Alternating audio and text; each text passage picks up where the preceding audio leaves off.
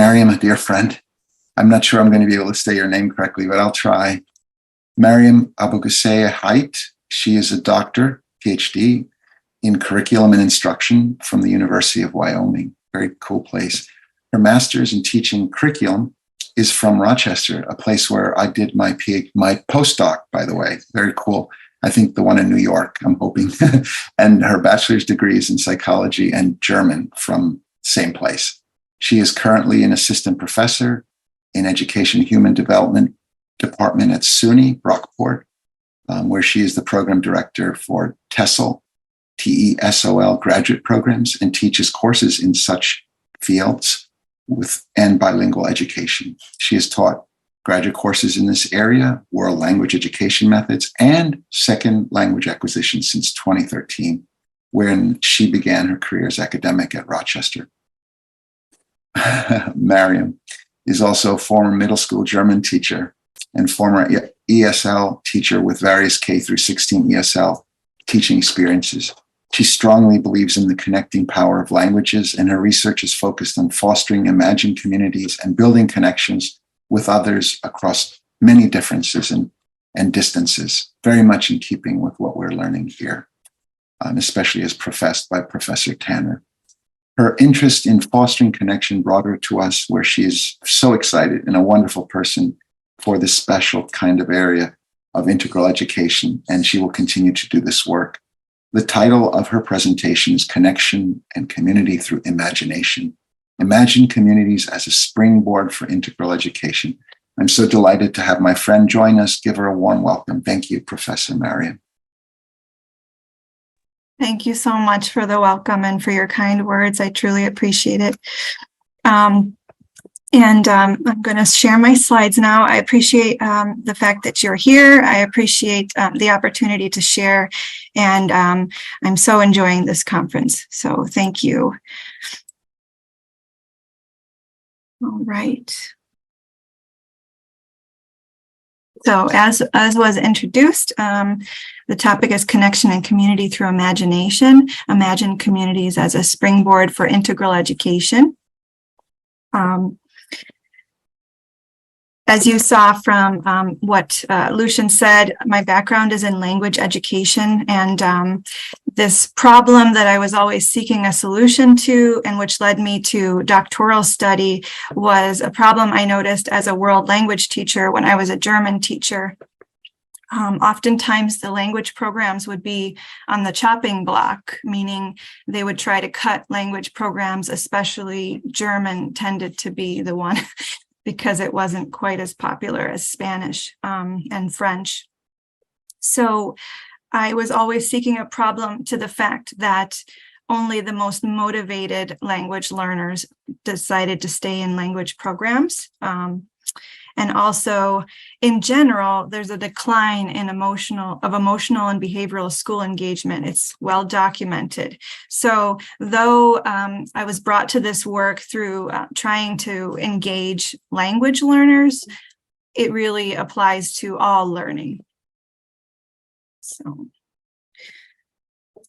all right. So the quote I'm going to give you here is about general connection. So what appears to be a lack of interest in learning may therefore not reflect a resistance to learning or an inability to learn. On the contrary, it may reflect a genuine thirst for learning of a kind that engages one's identity on a meaningful trajectory and affords some ownership of meaning. So basically the idea is we need to seek internal motivations for learning and engage students at the internal level. So my research on imagined communities has a conceptual framework, which includes Gardner's socio-educational model of language acquisition, as well as Anderson, Wenger, and Norton's imagined communities. And I'll talk about these in the next couple of slides. So I'm going to read you this quote, but please keep in mind that I believe this quote goes beyond language learning. I believe it's important for all people. The world would be a better place if we cared about others and sought to understand them. So though this will talk about language education, I believe it's very, very inclusive of all people. So Gardner says, integrativeness reflects a genuine interest in learning the second language in order to come closer to the other language community. At one level, this implies an openness to and respect for other cultural groups and ways of life. In the extreme, this might involve complete identification with the community and possibly even withdrawal from one's original group. But more commonly, it might well involve integration within both communities. Integrativeness involves emotional identification with another cultural group. So it's really all about connection, and this goes beyond language education. Imagine communities, it started with Anderson. He was looking at how people feel a part of a nation, even though they don't get to meet everyone in their nation. How do they feel like they're a part of this larger community called a nation? So I'm in the United States. How do I feel like I'm part of an American community? It's a big question. And then Wenger took it up in his idea of communities of practice. And Norton furthered that in her own work with Imagine Communities. She was looking at English language learners in an English speaking setting. So in Canada, what was the experience of English language learners that were surrounded by other English speakers while they were learning to speak the language? So the quote from her is, Imagine communities refers to groups of people not immediately tangible and accessible with whom we connect through the power of imagination. Ever since I read that, I've been really behind this idea of Imagine communities. I think it's wonderful. And I think it's helpful beyond language education, just as the quote from Gardner is. So briefly, I'll just share that imagination is not just kind of play you do in your mind. Imagination can have tangible effects beyond the mind. So there's research that shows, among other research, I'm just going to give you 3 pieces of research. There's research that shows that there's an effect on motor skill development and performance. It can influence consumer opinion and behavior. And it can increase feelings of happiness, love, and connection in relationships. So imagination is more than just how children play. It has real effects for us in real life. So my research, I told you it was based on me being a language educator and trying to engage my students. My research seeks to create and foster imagined communities for people. This hadn't been done before, so I developed a curriculum to foster imagined communities. But also, I do believe it is very applicable beyond language study. So my questions were, what happens when imagined communities are fostered in the language classroom? What do students experience in how do students experience an imagined communities-based curriculum in terms of their experiences and definitions of connection, their experiences of community memberships, and the role of motivation in their experiences? So the research I did, it was a qualitative research project, and I also used qualitative analysis. It was collaborative action research. I worked with a German teacher, and she allowed me to spend a whole year in her 8th grade German classrooms. She had 2 classes of students. There was a total of 41 students. It was their 2nd year of German study. So they already had some foundation in German. I was there for the entire year. And together, we co-designed an Imagine Communities curriculum. Throughout the project, I did 3 open-ended surveys, one at the beginning, one at the middle, and one at the end for all the students. I also interviewed everyone at the end of the year, and I was there most days observing and taking field notes. And then for my analysis, I used grounded theory analysis. So how to implement Imagine Communities in the classroom. This is what we did. We used authentic WebQuests. A WebQuest is just where you search the internet to answer questions based on a theme. We also did a lot of task-based learning. We focused on real-world authentic tasks. For instance, you need furniture, go choose some furniture from a furniture website. That's an example. And then we used Realia. That is basically real world items such as menus and grocery store advertisements. We used multimedia in German, made by the people themselves. So it wasn't from like a textbook company. It was, it was real world multimedia. And the assessments were authentic. So for instance, students might have seen an advertisement for a grocery store and had to answer multiple choice questions about the ad. So an example of the WebQuest, this was really fun, and you'll see that some of the quotes later are referring to this WebQuest. The idea of the WebQuest is that students were going to be moving to Europe with their families. Obviously, this is an imagined scenario. So we told them that they were moving to Europe, to one of the German-speaking countries with their family. And so they needed to find a place to live for their family. So they navigated authentic websites and gathered information about places to live. They picked a city, and they actually used that city for the entire year. So they got to know it very well.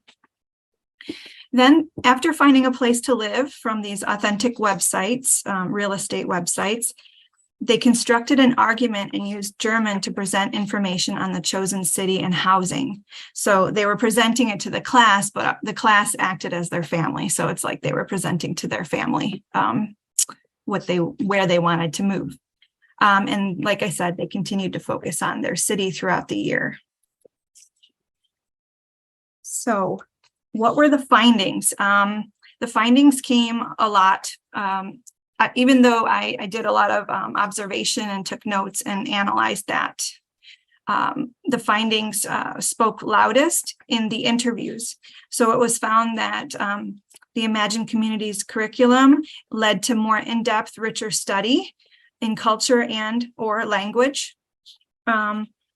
Students perceived connection and community memberships, that they were influenced by various factors.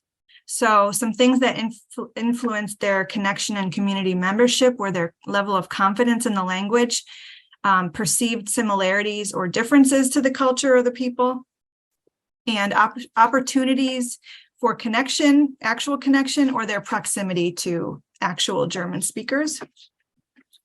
Not all students formed Imagine community memberships with target group, and the target group was the German speakers. In some cases, there was a lot of complex reasons behind this, but one of the main things is that this imagination needs to be plausible, and it also should start earlier because they had already experienced 1 year of German study, and they were starting to kind of have sort of fixed understandings of how language learning takes place, like what the curriculum is like. Most students noted a motivation increase.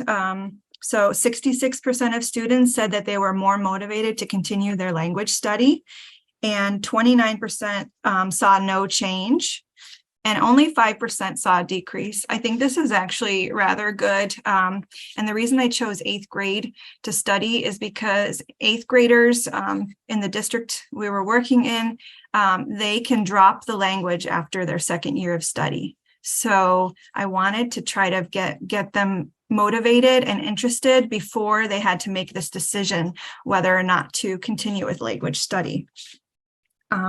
Overall, the findings were that there were very positive experiences, and they were better than last year. So back to the finding of going more in depth in culture, language, or both, we have this quote from Aria. These are all pseudonyms, by the way. We went more in depth than last year.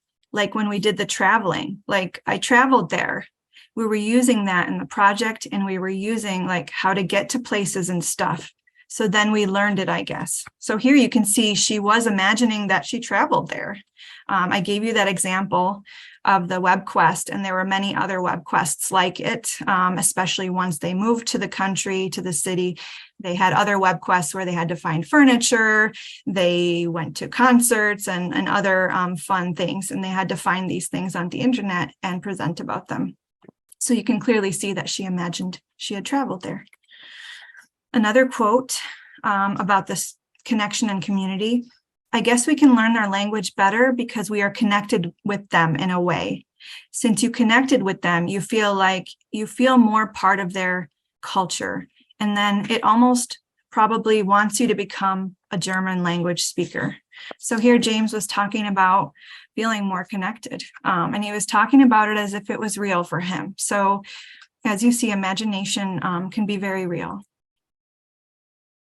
And by the way, I want to say, we didn't really get to interact much with German speakers. This was all a result of the curriculum. So the next one, another really great example, and it refers back to the WebQuest. It says, I bought the mansion from 1906, but it was interesting. I could turn it into a bed and breakfast, and it had like all the garages that I could rent. He had chosen a house with like 6 or more garages. And he said, I bought the mansion. So he was really imagining it. Next, he said, all the different projects we've done this year have definitely set my connectivity to them, which is German speakers, very high. So like I said, he's really showing that he did imagine and feel that he had done these things, and it made him feel more connected. He said it was very high connection. So the students' experiences of motivation and connection, I'll just give you some numbers here. Most students noted an increase in motivation from the year before. Like I said, it had to do with culture and connection. Those were the biggest motivators. 66% saw an increase, about 29% had no change, and 5% saw a decrease. Again, this was because of what they had experienced the year before. They couldn't kind of undo what they had learned the year before, though they had a great teacher. Most students noted greater connection and ability to relate with German speakers. So here in the interviews, I found that 88% saw an increase in connection or ability to relate to German speakers. And the remaining 12% saw no change. So I think that's a big win, 88% increase, and the rest kind of stayed the same. Another finding was that culture is a motivator. So students noted motivation to learn about culture, which accounted for many students' increase in motivation as a result of the curriculum change for that year that I was there. So I'd like to say that understanding another's culture is part of connection and appreciation for others. So this doesn't just have to do with language education. Another finding along the same lines is, I'll give you a quote. It's for the culture as a motivator finding from Nicole. Just like connecting, that's like the culture thing. Just like learning that culture improved basically everything. Just like the fact that we got to learn like their way of life down there and everything, it just like overall brings everything higher, like motivation, connection, community, everything. It was like a key part of this year. I think that helped everyone too.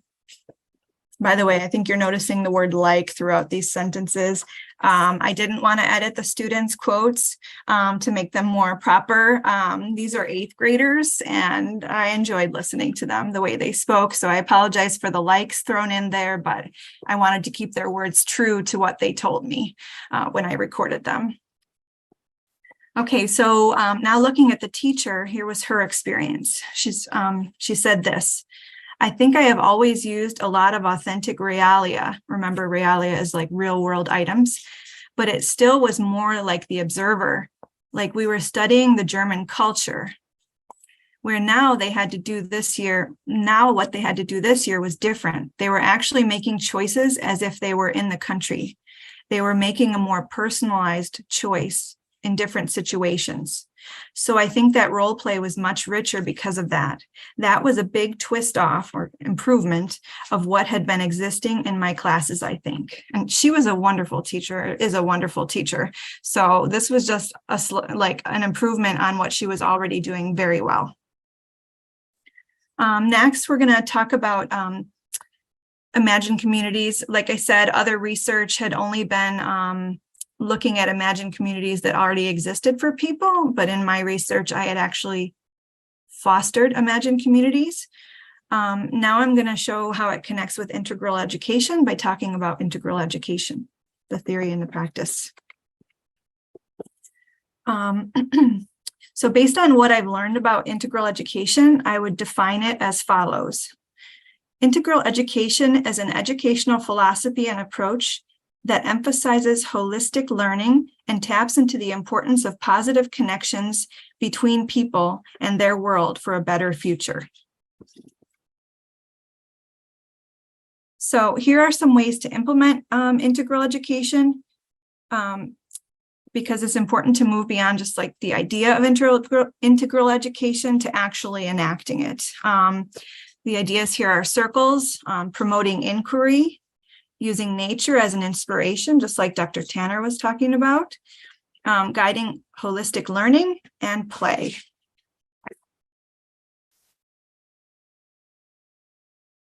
So about circles,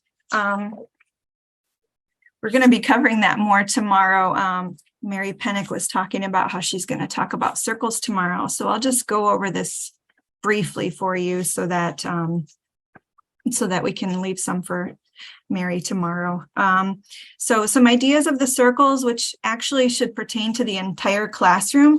The classroom should be like a circle. So what I'm going to say is the way you should view the entire classroom, not just sitting around in circles. This idea of circles is also used in restorative practices, but integral education version is just slightly different with, I guess, a different goal, perhaps. So everyone is equal, though we're all different, and the differences are what make us who we are. Everyone speaks one at a time, adding their own contribution, never discounting others' contributions, only adding and therefore creating a bigger picture together. Everyone listens actively and carefully, reaching mutual understanding of others' contributions, though they may be different from one's own. Everyone shows respect by refraining from criticizing or judging others and from arguing with others. Though we might not agree with everyone in the circle or in the classroom, it is important to rise above that feeling in order to move toward connection and harmony. Everyone connects with the circle and its members, forming a safe, supportive, caring learning community.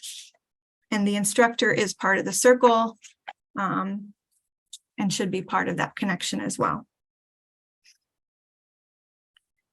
So implementing imagined communities and integral education. So here I'm kind of trying to fuse the two together.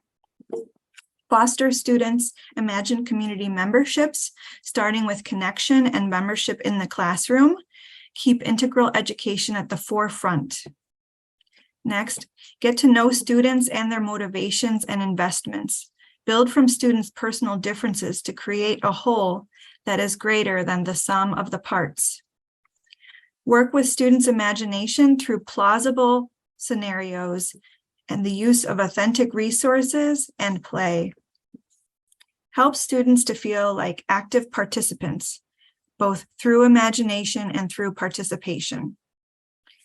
Build actual connections around the world using technology whenever possible. But imagined connections are also influential, as you saw with my own research.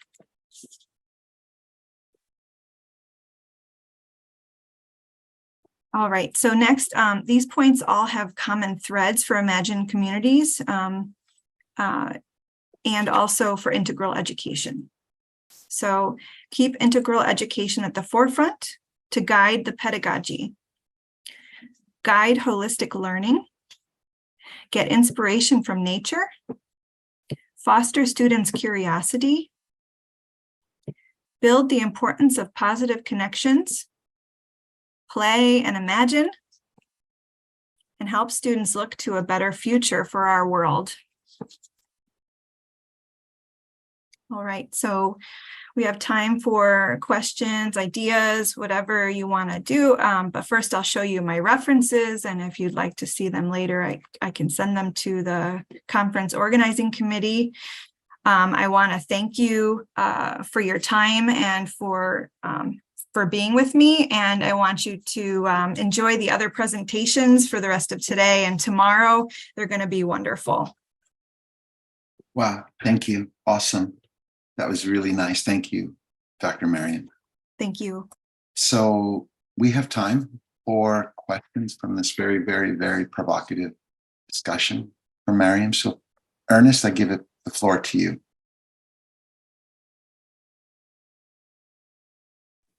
Yes, I just had a look on our spreadsheet, and I believe that after this tremendous presentations that we just had the opportunity to experience with the different age groups and see like a different language, concentrating actually on a German experience, different language that's not mostly common, but I would actually suggest it gives the time and the opportunity to everybody who is connected at the moment on the screens. And I believe that will be a lot of questions to Marium. Thank you so much. It was a great presentation.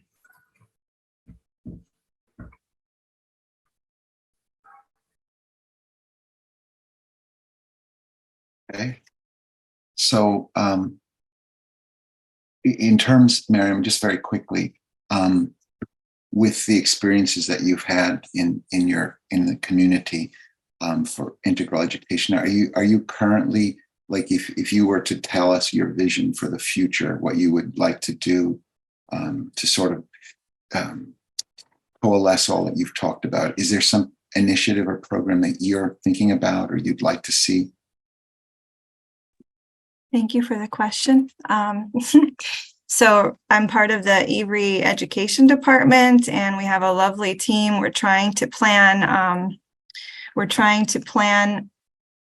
experiences for children and teens. I will give you a little bit about something that we did implement. I don't know exactly how long ago. Maybe it feels like ages ago, but I think it was only a little over a year ago. We had a teen camp, and it was through Zoom, and we had teenagers from around the world participating and connecting, and they were learning a lot of these things I was talking about with integral education. And the whole thing, it was a circle. And by the end of the 3 months together, these teens were very close. And a student that was, pretty shy, he came out of his shell, and he was really a full-fledged member of the community, participating just as much as the students that had already been speaking up quite a lot. So my dream is that integral education would happen for everyone in every educational system from the time someone is a baby. I wrote an article about integral education for early childhood. So that's like B through 6 or B through 8, birth through 8. I believe it's important to start early with these ideas so that children can be raised in an integral way. And I know Every also has things for parents and families about that. Beautiful. Any other questions for Marium? I just would like to say thank you so much for this inspiring presentations. And the last one, just my heart filled with joy. And I got so much desire and burning to start this imagined community platform, and then to add all these ideas of integral education for adults. And I just, oh my God, I really need more information, need more, more kind of substantial material to talk about how this world is connected, and everything depends on everything. And I am just so inspired. Thank you so much, really, everyone. And thank you so much, all the presenters. That's it. Well, thank you for that. Yeah, thank you to all the presenters. I'll just say, if you want to implement Imagine Communities, one of my findings, I found it after, because I did grounded theory research. So I didn't know everything before I started. I wanted to discover things in a very natural way and be open to what I found. I found that because my students in the study were kind of peri-adolescents, so they were like 12 and 13, because of that age, they hadn't all been through puberty. There were findings that I read later that said that after puberty is when you can truly get this imagination even more solidified, like the students would be able to talk about it more at older ages. So you mentioned adults, and I think adults should really be able to do that as long as they're willing to play and be in touch with their inner child and keep an open mind. But I do believe it should still be used with children, but it just might take more time and effort. Thank you. And very quickly, before, just for business,